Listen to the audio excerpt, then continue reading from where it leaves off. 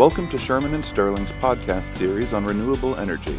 The first of 4 episodes examines the trajectory of the renewable power sector in the U.S. over the next few years.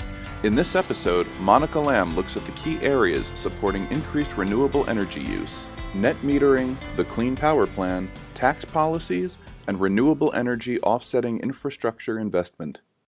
What will set the path of this renewable energy sector in the next couple of years?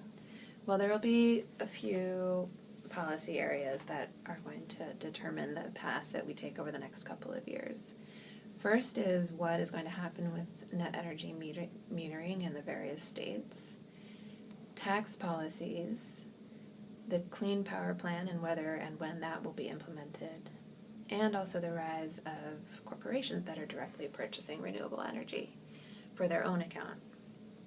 So just to start with net energy metering, we saw after what happened in Nevada that a change in the net metering policy can instantaneously undercut a market for rooftop solar.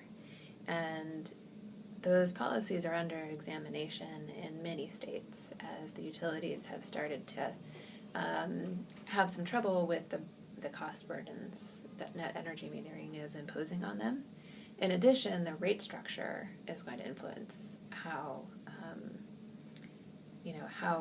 valuable installing a rooftop system can be for a homeowner and whether they'll make the choice to do that installation. Can you go into what happened exactly in Nevada? So Nevada changed the rules so that homeowners would no longer get paid the retail rate for energy that they generated from their system and fed back onto the grid. Instead, they get paid a wholesale rate, which is a lot lower. So homeowners are now getting paid a lot less for the system that they already paid for. So they bought the system thinking they'd get a certain revenue stream over time. Now that revenue stream is much lower. And potential new purchasers look at the economics of making that purchase and they're deciding it's just not interesting. So, and that could happen in many other states.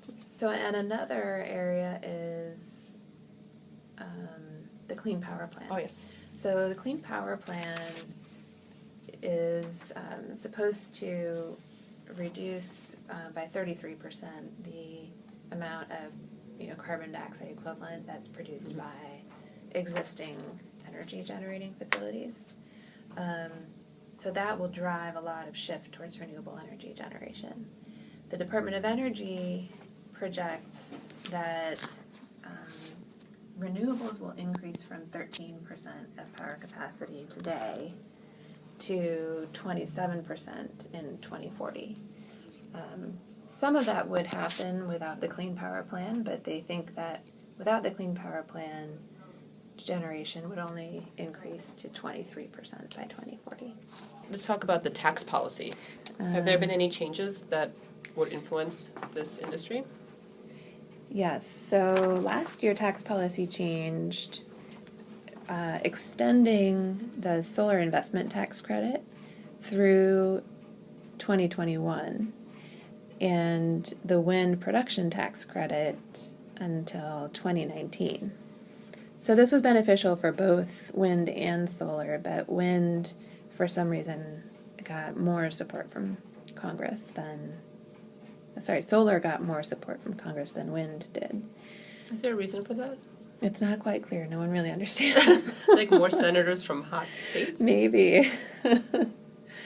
Another additional benefit that went to solar was that after the sort of expiration period in 2019, the wind production tax credit drops to 0, while in 2021, the solar investment tax credit drops from 30% to 10% and then stays there permanently until they change the law again.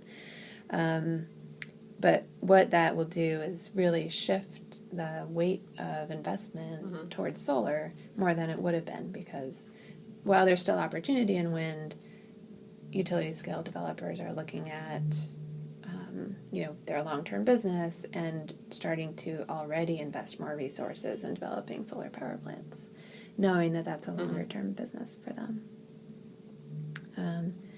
Another shift that's going to be happening is that, partially as a result of the Clean Power Plan, but partially just because of aging generating facilities, a lot of power plants will be coming offline, and they will have to be replaced with something. But these policy incentives are driving the new replacements towards renewable energy as opposed to conventional. So just for example, in New England, in the next 3 years, there are 4 gigawatts of generating capacity that are scheduled to come offline.